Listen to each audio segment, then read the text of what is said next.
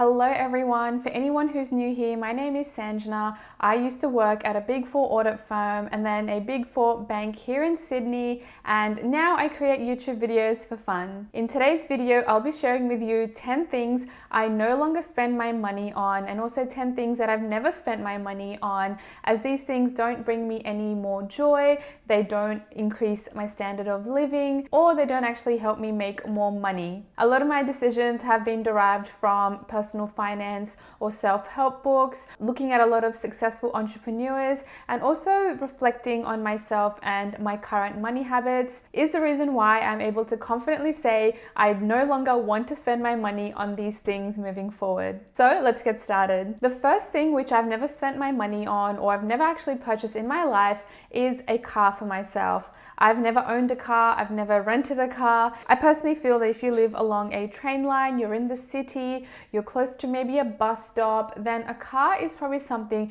you don't actually need, and you could save a lot of money on not having to pay for your insurances, petrol, or even maintenance as well, because those things can very quickly add up. I'm quite fortunate now that my partner actually has a car and I use his car to visit my family, but before then I would always just catch the train to visit my family, and I'm quite fortunate that they also live along a train line as well. So if you can avoid buying a car in your 20s, it will definitely help you save more money in the long term, and you can use that money to invest it into other things that is actually going to generate you more income. Secondly, I have refrained from purchasing new technology every year once a new upgrade comes out. Now, personally for me, I've got the iPhone 12 and we currently are seeing iPhone 14 Pro come out, 14 Pro Max, and I'm still holding off on making that purchase. I mean, yes, I'm on social media and I use a lot of technology for my work, but I think the current phone that I have is not really affecting my productivity. It's not affecting my workflow. So why put my money in something that I don't actually currently need? My reasoning behind this is that you can better spend your money elsewhere, and only once my phone is dying and it's affecting my productivity and I can no longer function my day-to-day activities on there, then I will make that decision to purchase a new phone. I recently purchased a new laptop as well because the other one was just lagging. It was very slow for my editing, and of course, because I can't continue working like that, I had to purchase a laptop. Now obviously I didn't buy the latest one because I don't need the latest one, and that saved me hundreds of dollars as well. The next thing I no longer spend my money on, and I've actually stopped this for quite some time,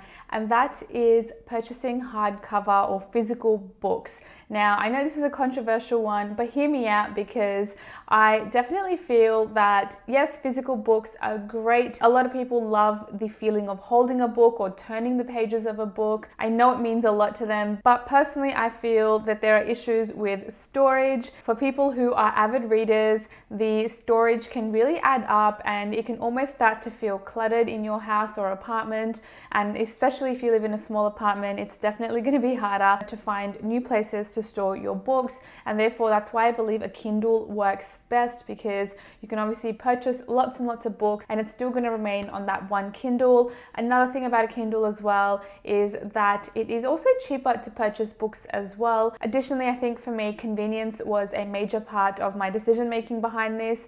I am traveling on the trains, every now and then, and I feel that if I was to carry a hardcover book, it would just not fit in my bag, first of all, and in terms of the convenience factor, a Kindle is quite small. It can fit in a small bag, in your backpack, in your handbag, whatever it is that you carry. I think it's quite portable in terms of that. So ever since moving out of home, my partner and I, we've decided we were to purchase everything for our apartment that we currently need, all the necessities. And in terms of wants, like seasonal decor, additional kitchenware, glassware, things like that, is something that we are no longer interested in. I mean, we were never really interested in that. Why have more than one thing in your apartment when you've already got something that you can use? I think that's something very important to keep in mind, especially if you live in a small apartment. Then you need to make sure you maximize your storage and you reduce clutter as much as possible. So personally for me, in terms of seasonal decor, except for a Christmas tree, of course, and a few Christmas decorations. I don't really tend to change up my decor from season to season, as I know a lot of other people do. I feel that this is something I'm not willing to spend my money on, and we have created an apartment, which I will have an apartment tour coming up very soon, but we've created an apartment which we are happy with all the internals, everything that we've purchased, and I like seeing it, you know, every single day the way that it is. It's quite minimal and it's exactly what we're after. So moving forward, fast fashion items. Now, if you've been following me for quite some time, you may know that on this channel I have presented to you fast fashion hauls. Now, that is something that I am no longer going ahead with because my mindset has just changed. I've changed the way that I want to consume fashion and things that I want to spend my money on as well. I feel like I've just come 360 and I've done like a complete flip, and I want to live a very minimalistic lifestyle moving forward. I don't want clutter, and for that reason, I've decided to reduce items that are only for a one-time purpose. Now, that doesn't necessarily mean I will be purchasing, you know, more luxury items, because personally my ideology behind that is as well that if you were to purchase a luxury item, for example, a top, a pair of pants, I personally feel that you're very limited in terms of the looks that you can create, that you can change, especially if you buy an expensive dress. I feel like that dress is hard to change up. Whereas if you were to spend your money on, you know, accessories like belts, shoes, handbags, that's something that you can actually repeat and you can really reduce the cost per wear, in my opinion. Because, for example, just for me, it's personally harder to change up a shirt every single time you do decide to wear it. So moving forward, I'm going to be quite intentional with the things I spend my money on, because at the end of the day, I want to save my money, I want to invest it, and I want to see my money grow over time. And if I'm going to continue purchasing one-time items, then that's not going to work well for my goals and my strategy. Next is souvenirs. Now, I wasn't much of a souvenir person anyway. I do love traveling, and in fact, we went to Europe last year and we actually purchased no souvenirs except for one magnet, which is the evil eye from Greece. I just thought that was lovely, so I bought home a magnet and it was very inexpensive. I think it was only like $2, so I'm cool with that. But in terms of any other souvenirs, I don't think I will be purchasing more souvenirs because of one, clutter, and I just feel my memories are better stored in my mind in terms of photos, videos, and yeah, it's just something that is not really going to add any sort of value to my current living standards or my lifestyle. Next, I've decided to stop getting my nails done. I have currently got shellac on my nails. I'm still letting them grow out so that I can get rid of them. I could go to a nail salon, but then again, time is a big factor and the cost as well. So I used to end up spending about $30 to $80 per month on getting my nails done. And yes, one, it was very costly, but secondly, in terms of time as well, it's very time consuming. It's something that I feel I could better spend my time doing other things, working on generating more income, and it's something that I very much dread going and doing because of how long it actually takes at a nail salon. And thirdly, it's not always that great to get your nails done every single time. So I've decided to stop doing it and just, you know, embrace natural nails moving forward. Next, plastic bottles are something that I used to have and I used to drink from on a day-to-day basis, but I've recently learned as well that plastic bottles aren't always that good for you, especially if the plastic does come into contact with the sun. The plastic could melt and seep into the water that you're drinking.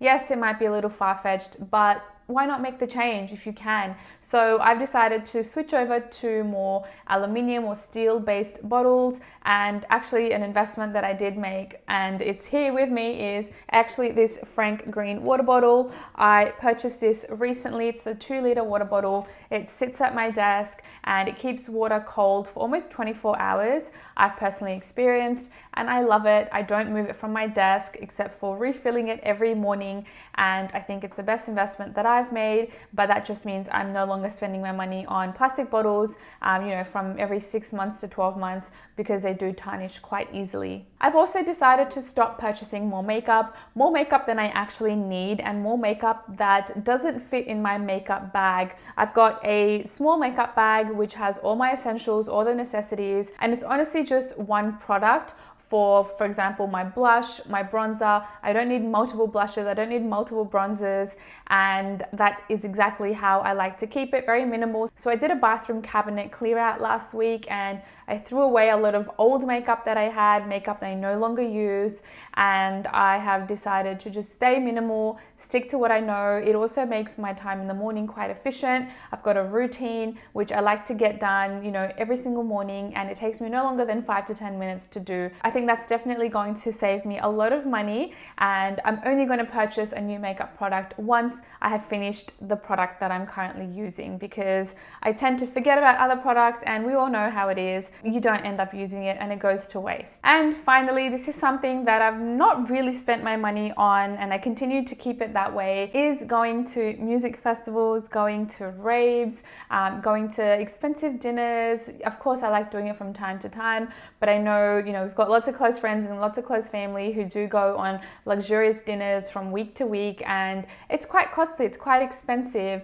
And yes, it's a great treat, but it does very quickly add up as well. And if you've got goals to invest your money, to purchase a property, to grow financially over the next couple of years, then I think that is something, that form of discretionary spending is something that one should limit if they're wanting to achieve their goals sooner. So lucky for me, I'm a homebody. My partner is a homebody as well, and we like to just stay indoors. We like to stay at home, order in or cook food at home, and just watch a movie, and that's exactly how we love it. So quite fortunate in that regards, in terms of our likes and dislikes. But other than that, those are the 10 things that I no longer spend my money on moving forward, or I haven't really spent my money on over the years. I personally feel like I've achieved a lot in terms of my financial situation. I will do a video on that very soon, as I made an announcement on my Instagram that I have secured my 4th investment property, so I'll be able to share more about that very, very soon. If you haven't already, please do follow me on Instagram and TikTok as well, and definitely would appreciate if you can subscribe to my channel, and I'll see you guys in my next video. Bye guys!